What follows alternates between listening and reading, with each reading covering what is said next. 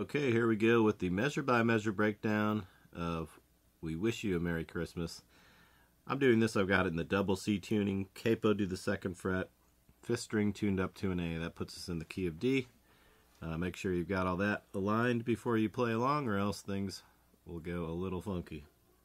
Alright, first measure, including that pickup note right before the first full measure.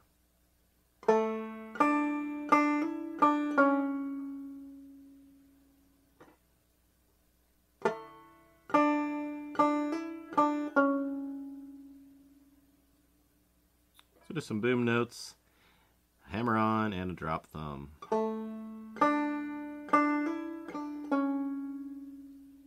Let's look at the last measure of that first line.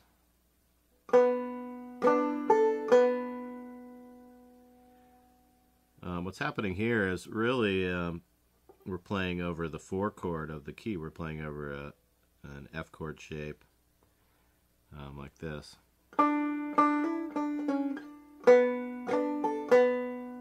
If you know that, if you know your chord shapes in this tuning, then you'll recognize what I'm doing there. Now you don't have to hold that chord shape down, but it wouldn't be a terrible habit to get into. Just thought I'd bring your awareness to that. Otherwise, that measure's pretty straightforward. Just boom, shika, boom. Let's move on to the first line of, or the first measure of the second line. And here we're looking at our 5 chord, our G chord shape. We're just playing a part of it though. We slide in there.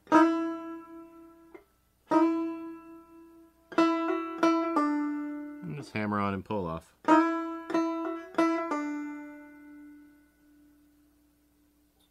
Another slide, start the next measure.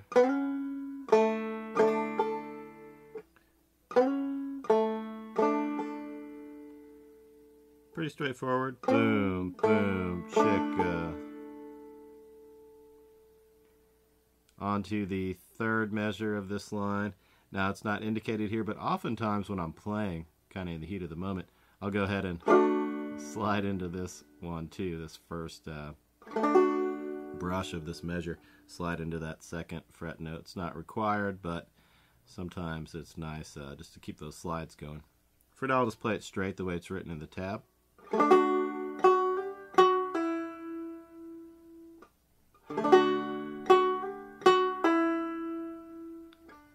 Brush, boom, boom.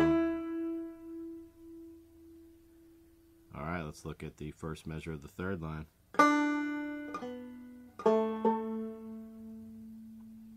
Up until now, this is pretty straightforward stuff. If you're used to other materials, there's nothing new here.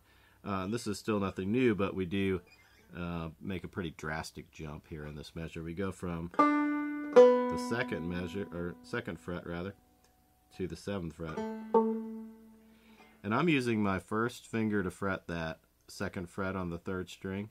I'm also going to be using my first finger to fret the 7th fret on the 4th string. It's a big jump, but you'll get used to it. Practice it a few times and you'll be nailing it. No problem. Now let me play that measure for you again.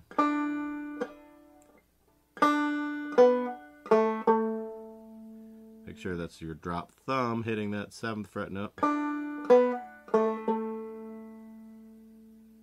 Alright, next measure while we're down here.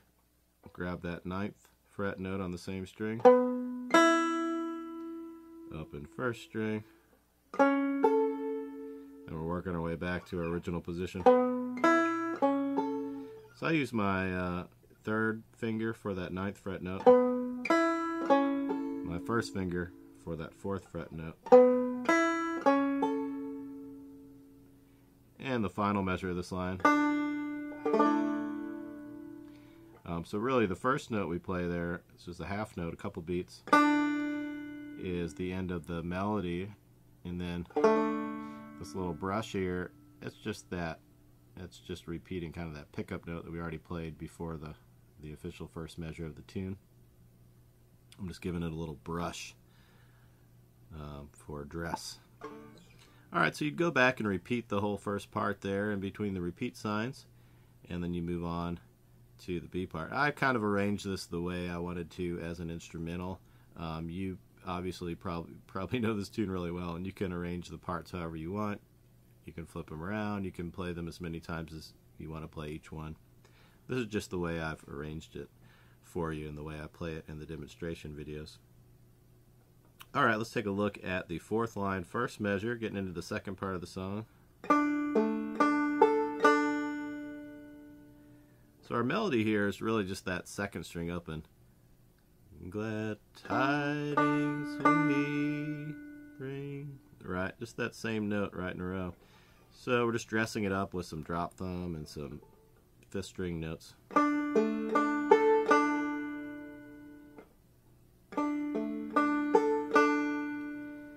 And that takes us to the next measure here.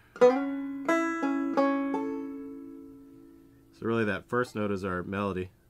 Tidings we bring. So we slide up to that 4th note. That's bring. Rest of those notes we're just filling in the gaps. That's what a lot of this banjo arrangement is about, filling in the gaps. Creatively filling the gaps between the melody notes.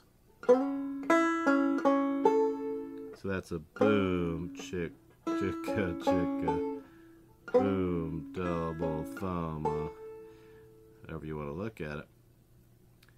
Let's look at the 3rd measure of this line.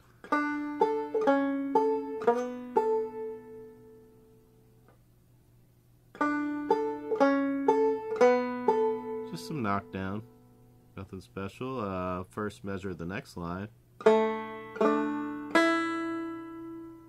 All boom notes with a brush in the middle.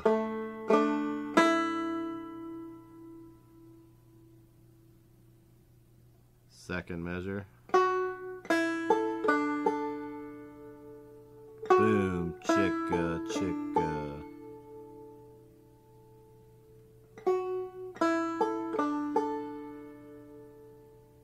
Third measure, this one's fun. I usually catch this 5th fret note with my 3rd finger. And then again, dropping down to the 7th fret. I'm going to use my 1st finger for that 7th fret on the 4th string. So play that measure for you again. The fingering is important here. If you don't follow my fingering exactly, make sure you're using a fingering that makes sense, and make sure you practice it the same way every time so there's not confusion when you get this up to tempo and you have to play it in real time. One more time on that measure.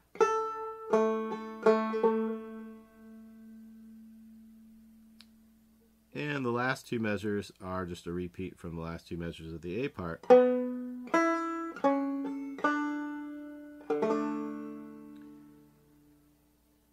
So again, remember I'm using my 3rd finger for the 9th fret and my 1st finger for the 4th fret.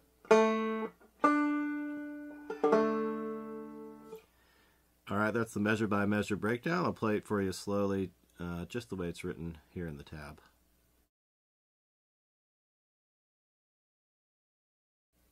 1, 2, 3, 1, 2.